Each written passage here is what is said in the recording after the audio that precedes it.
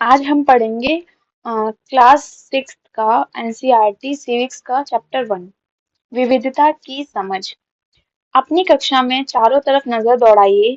क्या कोई ऐसी साथी है जो बिल्कुल आपकी तरह दिखती हो? मतलब जो लोग होते हैं सब अलग अलग होते हैं, सबका रहन सहन अलग होता है, खान पीन अलग होता है और बोलचाल भी अलग होती है। तो इसी से रिलेटेड हम इस चैप्टर के बारे में पढ़ेंगे कि लोग कैसे कैसे अलग होते हैं। इस पाठ में आप पढ़ेंगी कि लोग एक दूसरे से कई मामलों में भिन्न होते हैं। वे न केवल अलग दिखते हैं बल्कि वे अलग अलग क्षेत्रों से भी आते हैं। अब जैसे अगर मान लो मैं अपना बता रही हूँ कि मैं दिल्ली में रहती हूँ, आप भी रहते हैं, तो मैं जैसे मान लो यूपी से हूँ, कोई हरियाणा से आता है, कोई उत्तराखंड से आता है, कोई बिहार से आता है, तो सभी लोग अलग अलग स्टेट से अलग अलग जगहों से आते हैं, तो उनका रहन सहन, उनका खान पीन, उनकी भाषा, उनके त्योहार सभी अलग अलग हो जाते हैं। ये भिन्नताएं हमारे जीवन को कई तरह से रोचक और समृद्ध बनाती हैं। इन भिन्नताओं के कारण ही भारत में विविधता है। विविधता या अनेकता हमारे जीवन को किस तरह बेहतर बनाती है? भारत इतनी विविधताओं वाला देश कैसे बना? क्या सभी तरह की भिन्नताएं विविधता का ही भाग होती हैं? चलिए कुछ उत्तर पाने के लिए हम इस पाठ को पढ़ते हैं। तो इस चैप्टर में हम विभिन्नता से रिलेटेड ही पढ़ेंगे, मतलब कैसे कैसे लोग अलग होते हैं, क्या क्या।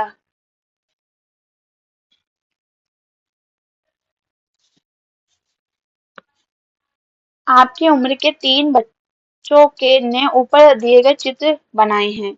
जैसे कि आपने देखा ये चित्र बनाए हैं, है ना?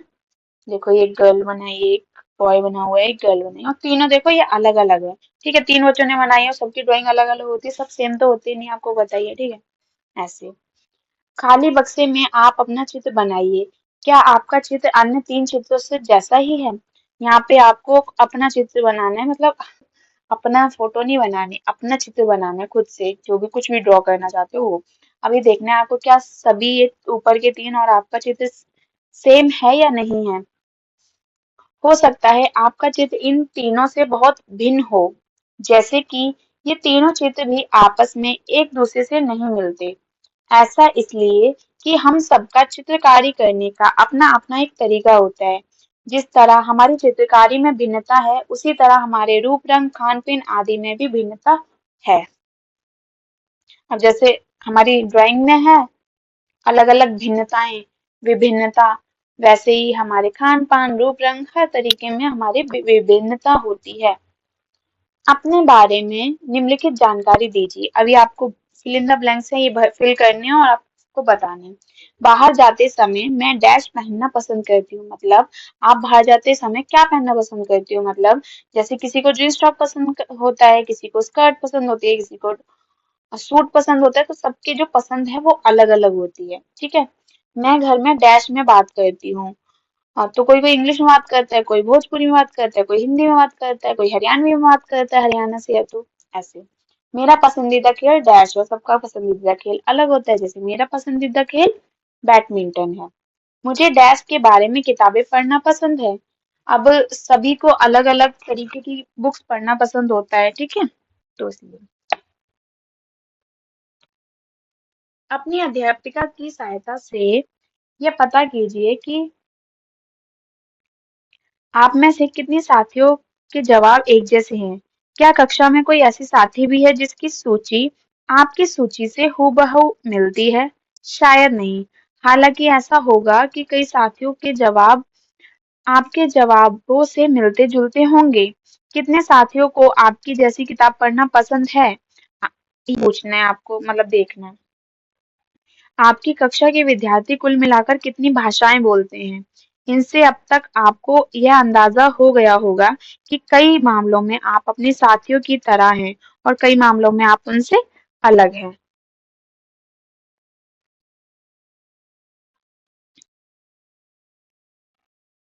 दोस्ती करना। क्या ऐसे इंसान से दोस्ती करना आपके लिए आसान होगा जो आपसे बहुत भिन्न है? नीचे दी गई कहानी पढ़ें और इस बारे में सोचें। ठीक है, जो आपसे बहुत अलग है उससे दोस्ती करोगे आप, तो कैसे सही होगा, है ना? मतलब ठीक भी रहता है, हम नई नई चीजें सीखने को मिलती हैं।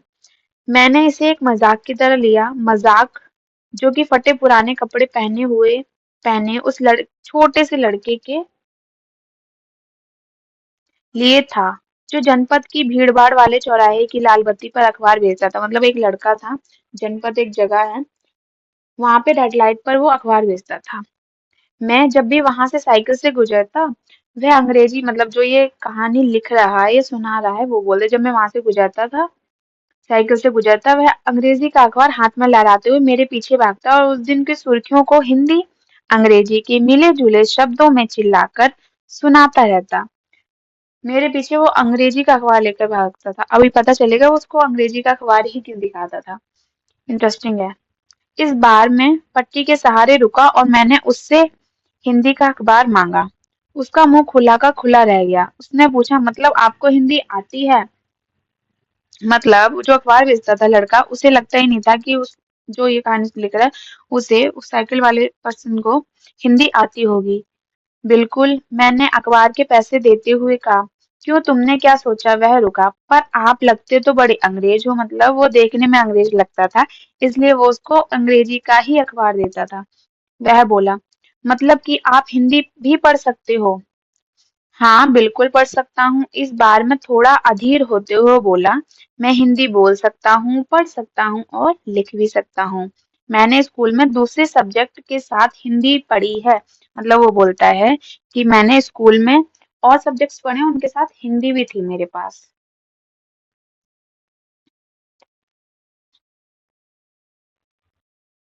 सब्जेक्ट, उसने पूछा। अब जो कभी स्कूल नहीं गया, उसको मैं क्या समझाता कि सब्जेक्ट क्या होता है। वह कुछ होता है, मैंने शुरू किया ही था कि बत्ती हरी हो गई और मेरे पीछे गाड़ियों के हॉर्न का शोर शुरू 100 गुना बढ़ गया। मैंने भी अपने आप को ट्रैफिक के साथ आगे बढ़ने दिया। अगले दिन फिर वह वहां पर था। वह मुस्कुरा रहा था, मेरी तरफ हिंदी का अखबार बढ़ाते हुए उसने कहा, भैया आपका अखबार। अब बताइए ये सब्जेक्ट क्या चीज है? अंग्रेजी का यह शब्द उसकी जबान पर अजीब लग रहा था।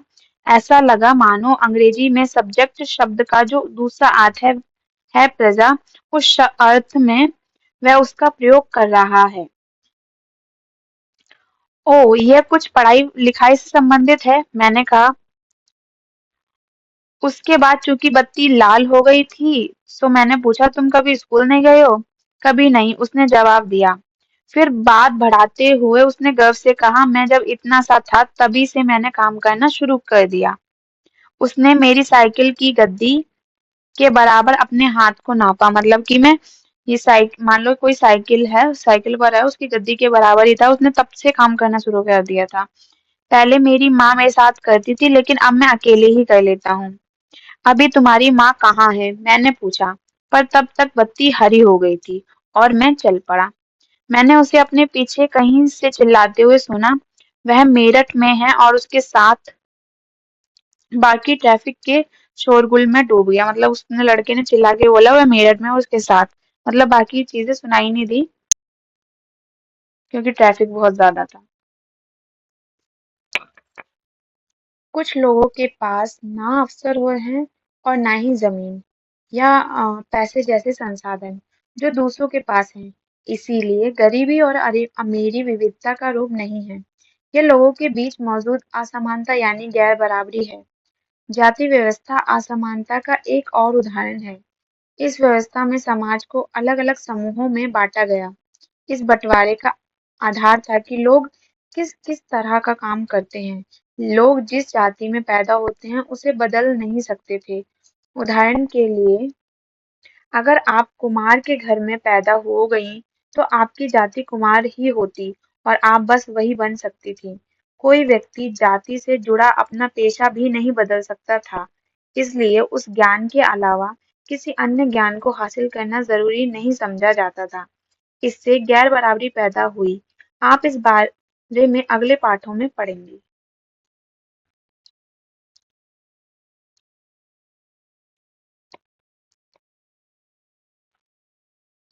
विविधता,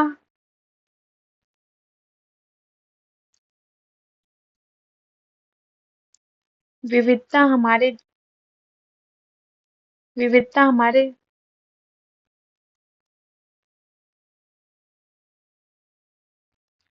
विविधता हमारे जीवन को कैसे समृद्ध करती है? जैसे समीर एक और दो दोनों दोस्त जैसे समीर एक और दो दोनों दोस्त बने, ठीक वैसे ही आपकी भी सहेलियां होंगी जो आपसे बहुत अलग होंगी। आपने शायद उनके घर में अलग तरह का खाना खाया होगा, उनके साथ अलग त्योहार मनाए होंगे, उनके कपड़े पहनकर देखे होंगे और थोड़ी बहुत उनकी भाषा भी सीखी होगी। आपको शायद तरह-तरह के जानवरों, रानियों, साहसिक घटनाओं या भूतों की कहानियाँ पसंद होंगी। संभव है कि आपको खुद कहानी बनाना भी पसंद होगा। एक अच्छी कहानी पढ़ने से हमेशा खुशी मिलती है। इसको पढ़कर और ज़्यादा कहानियाँ बनाने के लिए नए-नए विचार मिलते हैं। जो लोग कहानियाँ लिखते हैं, वे विभिन्न स्रोतों, किताबों, वास्तविक जीवन और कल्पना से प्रेरणा लेते हैं। कुछ लोग जंगल में जानवरों के नजदीक रहे और उन्होंने जानवरों की दोस्ती और लड़ाइयों के बारे में कहानियां लिखी। कुछ अन्य लोगों ने राजा रानियों के वृतांत पर पढ़कर प्यार और सम्मान के किस्से लिखे। कुछ ने अपने बचपन की यादों को के गोते लगाए, उस स्कूल और दोस्तों की मधुर यादों से निकालकर कुछ साहस की कहानियां लिखी। कल्पना कीजिए कि जिनकी कहानियां आपने सुनी या पढ़ी हैं, उन सभी कहानीकारों या कहानी सुनाने वालों को ऐसी जगह पर रहना पड़े जहां लोग केवल दो ही रंग के कपड़े पहनते हों, लाल एवं सफेद, एक तरह का खाना खाते हों, शायद आलू, समान रूप से केवल दो पशु पक्षी को पालते हों, उदाहरण के लिए हिरन और कौवा, और केवल सांप सीढ़ी खेल से अपना मनोरंजन करते हों। ऐसी जगह रहकर वे कैसी कहानियां लिख पाएंगे? मतलब अगर जैसे कुछ भी कहानी लिखनी है तो अलग अलग चीजों की जरूरत पड़ती है, अलग अलग एनवायरनमेंट की जरूरत पड़ती है। अगर मान लो आप सिर्फ आलू खा रहे हो डेली, तो आलू आप खा के बोर हो जाओगे ना। वैसे ही क्या क्या कहते हैं, आपको जैसे खाने में अलग-अलग चीज़ें पसंद हैं, पहनने में अलग-अलग चीज़ें पसंद हैं और कभी-कभी घूमने भी जाते होगे, आप घर पे बोर हो रहे हो, पार्क चले गए हो, ऐसे। तो ऐसे ही कहानी लिखने के लिए भी अलग-अलग माहौल की ज़रूरत होती है, एनवायरनमेंट की ज़रूरत होती है। भारत में विविधता। अ, भारत विविधताओं का देश है। हम विभिन्न भाषाएं बोलते हैं, विभिन्न प्रकार का खाना खाते हैं, अलग-अलग त्योहार मनाते हैं और भिन्न-भिन्न धर्मों का पालन करते हैं। लेकिन गहराई से सोचें तो वास्तव में हम एक ही तरह की चीजें करते हैं, केवल हमारे करने के तरीके अलग हैं। हम विविधता को कैसे समझें? करीब 200 करीब दो सवा दो सौ वर्ष पहले जब रेल, हवाई जहाज, बस, कार हमारे जीवन का हिस्सा नहीं थे, तब भी लोग संसार के एक भाग से दूसरे भाग की यात्रा करते थे। वे पानी के जहाज में घोड़ों या ऊंट पर बैठकर जाते या फिर पैदल चलकर जाते। मतलब आज से 200 साल पहले के लोग एक जगह से दूसरी जगह नहीं जाते थे, लेकिन उनके साधन अलग थे। या तो जहाज से जा रहे हैं, जानवरों पर बैठ के जैसे घोड़े पर, ऊंट पर ऐसे बैठ के जा रहे हैं, या फिर पैदल चलकर जाते थे, बस टाइम लगता था। अक्सर ये यात्राएं खेती और बसने के लिए नई जमीन की तलाश में या फिर व्यापार के लिए की जाती थी। चूंकि यात्रा में बहुत समय लगता था, इसलिए लोग नई जगह पर अक्सर काफी लंबे समय तक ठहर जाते थे। इसके अलावा सूखे और अकाल के कारण भी कई बार लोग अपने घर बार छोड़ देते थे। उन्हें जब पेट भर खाना तक नहीं मिलता था तो वे नई जगह जाकर बस जाते थे। कुछ लोग काम की तलाश में और कुछ युद्ध के कारण घर छोड़ देते थे। लोग जब नई जगह में बसना शुरू करते थे तो उनके रहन-सहन में थोड़ा बदलाव आ जाता था। कुछ चीजें वे नई जगह की अपना लेते थे तो कुछ चीजें वे पुराने ढर्रे पर ही चलते रहते थे। इस तरह उनकी भाषा, भोजन, संगीत, धर्म आदि में भी नए और पुराने का मिश्रण होता था। उनकी संस्कृति और नई जगह की संस्कृति में आदान-प्रदान होता और धीरे-धीरे एक मिश्रित यानी मिली-जुली संस्कृति उभरती है। जैसे आपको पता होगा, जैसे मैंने मान लो मैं यूपी से आई हूँ, तो वहाँ का जो कल्चर है, मतलब मेरे पेरेंट्स यूपी से आए हैं, वहाँ का कल्चर है, वहाँ की भाषा है, वो यहाँ पे हम यूज़ कर रहे हैं। अब यहाँ का जो है कुछ रहन-सहन, कुछ कल्चर, कुछ खान-पान यहाँ का भी चेंज हो गया है। अब जैसे हमारे पेरेंट्स तो गाँव की भाषा बोलते हैं बट प्योर नहीं बोलते, लेकिन हम लोग तो बिल्कुल भी नहीं बोलते हैं, हम तो शुद्ध हिंदी बोलते हैं। शुद्ध हिंदी मतलब बिल्कुल अच्छी वाली हिंदी नहीं आती, ठीक है। अगर अलग अलग क्षेत्रों का इतिहास देखें तो हमें पता चलेगा कि किस तरह विभिन्न सांस्कृतिक प्रभावों ने वहां के जीवन और संस्कृति को आकार देने में योगदान किया है। इस तरह से कई क्षेत्र अपने विशिष्ट इतिहास के कारण विविधता संपन्न हो जाते थे। ठीक इसी प्रकार लोग अलग-अलग तरह की भौगोलिक स्थितियों से किस प्रकार सामंजस्य बिठाते हैं, उससे भी विविधता उत्पन्न होती है। उदाहरण के लिए समुद्र के पास रहने में और पहाड़ी इलाकों में रहने में बड़ा फर्क है। न केवल वहाँ के लोगों के कपड़ों और खान-पान की आदतों में फर्क होगा, बल्कि जिस तरह काम वे करते हैं, वे भी अलग होंगे। शहरों में अक्सर लोग ये भूल जाते हैं कि उनका जीवन उनके भौतिक वातावरण से किस तरह गहराई से जुड़ा हुआ है। ऐसा इसलिए कि शहरों में लोग वेले ही अपनी सब्जी या अनाज उगाते हैं, मुश्किल ही मतलब ना के बराबर। वे इन चीजों के लिए बाजार पर ही निर्भर रहते हैं। आइए भारत के दो भाग लद्दाख और केरल के उदाहरण के जरिए समझने की कोशिश करें कि किसी क्षेत्र की विविधता पर उनके ऐतिहासिक और भौगोलिक कारकों का क्या असर पड़ता है।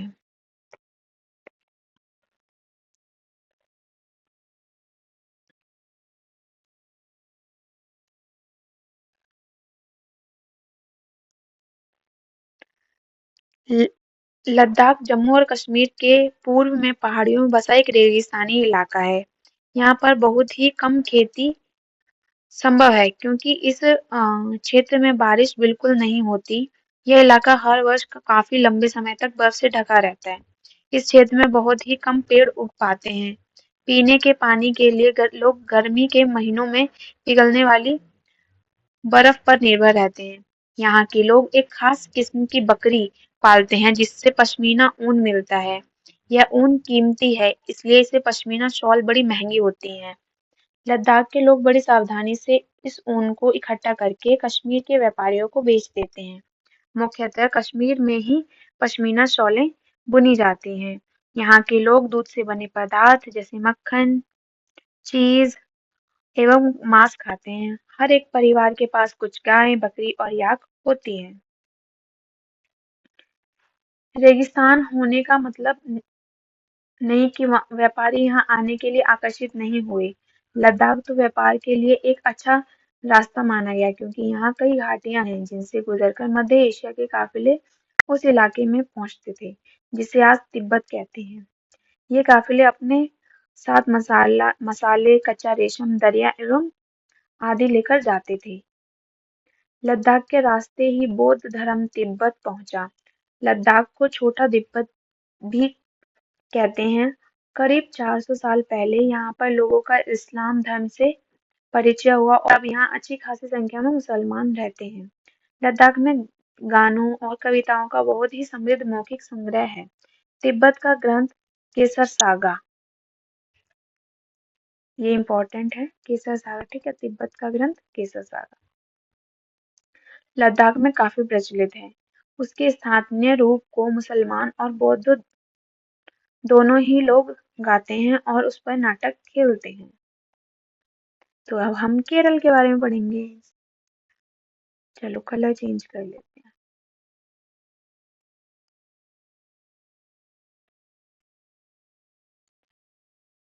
केरल भारत के दक्षिण पश्चिम कोने में बसा हुआ राज्य है। यह एक तरफ समुद्र से घिरा हुआ है और दूसरी तरफ पहाड़ियों से। इन पहाड़ियों पर विविध प्रकार के मसाले जैसे काली मिर्च, लौंग, इलायची, ये इम्पोर्टेंट है, ठीक है। ये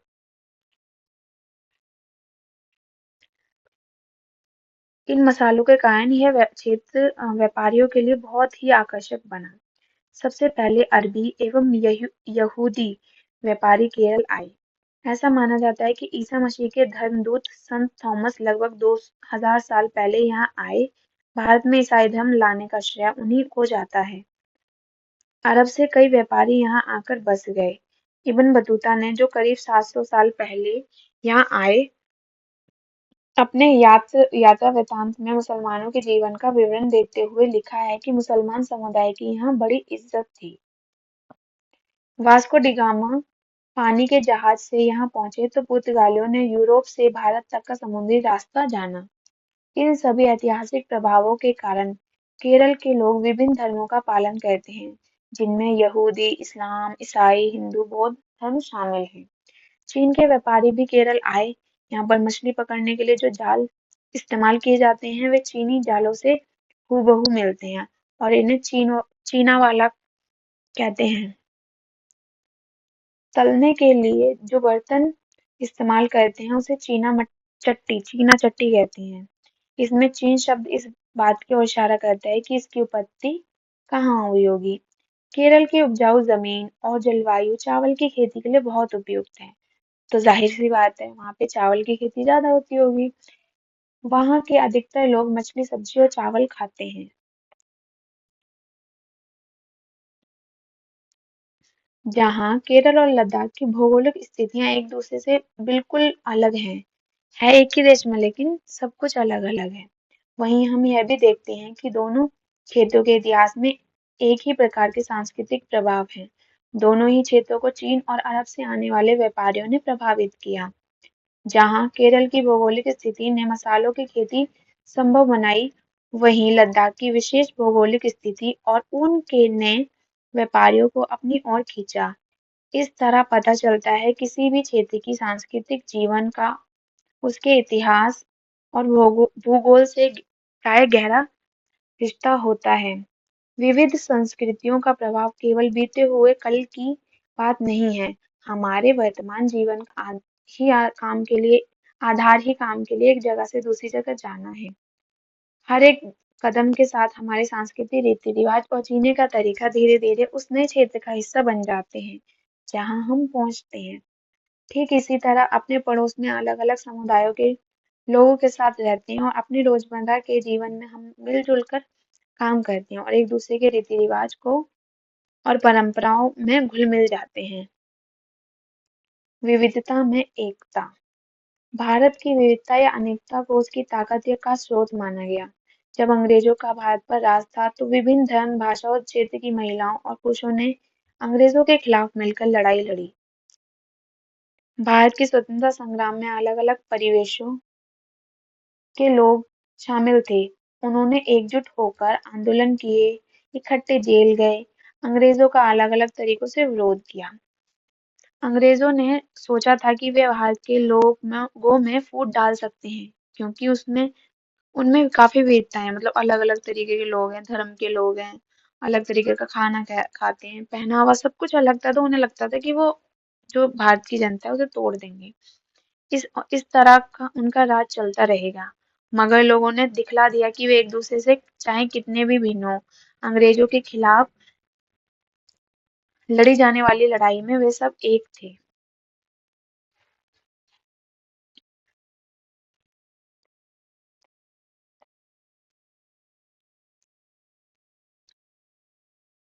यह एक गीत है। दिन खून के हमारे प्यारे ना भूल जाना, खुशियों में अपनी हम पर आंसू बहा के जाना। सयाद ने हमारे चुन चुन के फूल तोड़े, वीरान इस चमन में कोई गुल खिला के जाना। दिन खून के हमारे, ये एक सॉन्ग है, गाना है। यह गीत अमृतसर में ये जलियांवाला बाग हत्याकांड के बाद गाया गया था। अब जलियांवाला बाग हत्याकांड तो आपको पता ही नहीं होगा, तो ये आप इसके बारे में आगे पढ़ेंगे।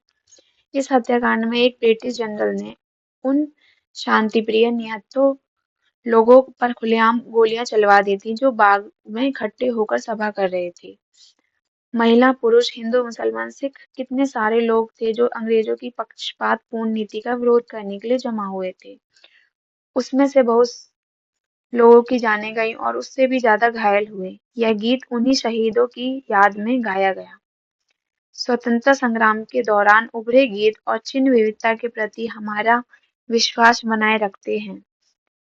क्या आप भारतीय झंडे की कहानी जानती हैं? स्वतंत्रता संग्राम के दौरान ही भारत के झंडे की परिकल्पना की गई थी। इस झंडे को सारे भारत के लोगों ने अंग्रेजों के खिलाफ इस्तेमाल किया। जवाहरलाल नेहरू ने अपनी किताब भारत की खोज में लिखा है कि भारतीय एकता कोई बाहर से थोपी हुई चीज नहीं है, बल्कि ये बहुत ही गहरी है, जिसके अंदर अलग अलग तरह के विश्वास और प्रथाओं को स्वीकार करने की भावना है। इसमें विविधता को पहचाना और प्रोत्साहित किया जाता है। ये नेहरू ही थे जिन्होंने भारत की विविधताओं का वर्णन करते हुए अनेकता में एकता का विचार हमें दिया। मेरा नाम समीर है, उसने अगले दिन कहा और बड़े शर्माते हुए मेरा नाम पूछा। आपका नाम?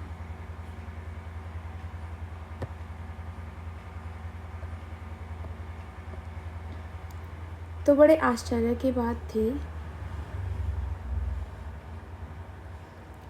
मेरी साइकिल डगमगाई। मेरा नाम भी समीर है, मैंने बताया।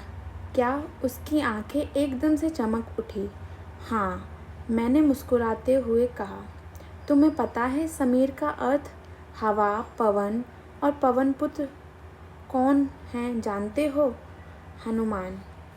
तो अब से आप समीर 1 और मैं समीर 2, उसने खुद खूब खुश होते हुए कहा।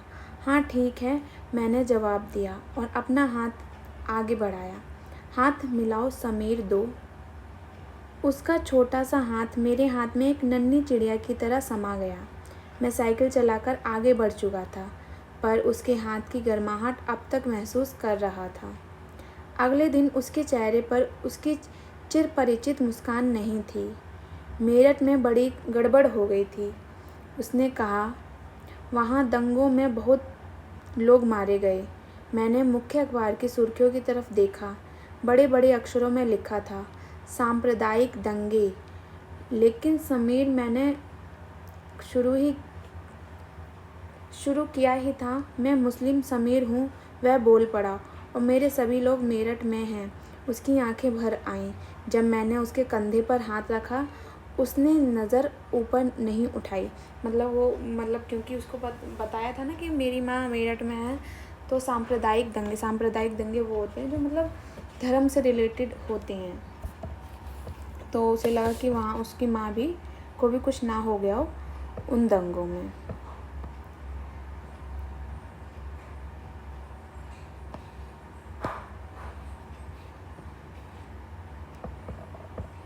अगले दिन वह चौराहे पर नहीं था। ना उसके अगले दिन वह दिखा और ना आगे फिर कभी।